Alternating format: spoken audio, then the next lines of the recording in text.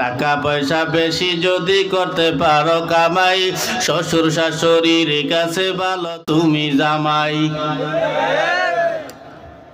আপনাকে লাগে ঢক হইতে আছে না, বুঝলেন?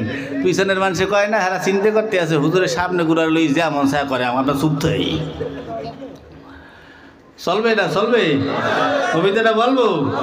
টাকা পয়সা বেশি যদি করতে পারো কামাই, শ্বশুর শাশুড়ির কাছে ভালো তুমি জামাই। টাকা পয়সা কামাই করে শুধু দিয়ে যাই, শালা শালির কাছে তুমি ভালো দুলাভাই। টাকা পয়সা কামাই করে সামনে দেবে ঢেলে, পিতা মাতার কাছে তুমি খুবই ভালো ছেলে, ঠিক না? টাকা পয়সা দেবে শুধু গহনাটা দামি, নিজের বউয়ের কাছে তুমি খুবই ভালো স্বামী। টাকা পয়সা দেবে শুধু হিসাব নিকাশ নাই, ভাই বোনের কাছে তুমি খুবই ভালো ভাই। টাকা পয়সা দেবে শুধু নেই তো কোনো চাপ, ছেলে মেয়ের কাছে তুমি খুবই ভালো বাপ, ঠিক না? টাকা পয়সা কামাই করে দিবে নতুন জামা, বাগনা বাগনির কাছে তুমি খুবই ভালো মামা। টাকা পয়সা কামাই করে দিয়ে যাবে শুধু, ভাইপো আর ভাইজির কাছে তুমি ভালো দুদু। টাকা পয়সা দেবে শুধু হিসাব নাই এক বিন্দু, চলার সাথীদের কাছে তুমি ভালো বন্ধু।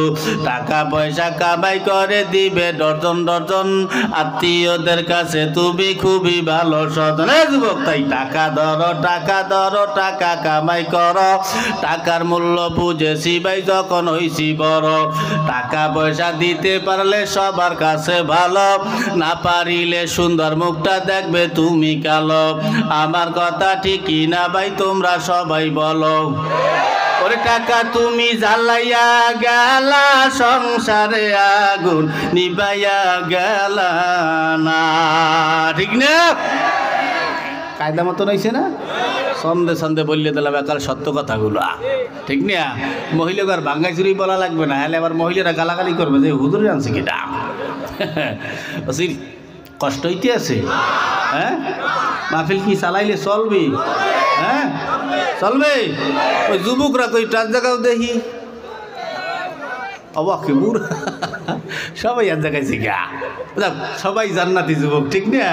যাক সবাই রে ধরলাম জান্নাতি যুবক। আপনার সবাই এই আমার সত্য কথা কন, এখানে যদি স্টেজে খোদা না কাজটা আজকে মাইকি নইতো, আমাকে বাংলাদেশের ফাটিয়ে যায় শিখিয়ে যায় একমাত্র শিল্পী মমতাজ বেগম, কি কথা ঠিক না?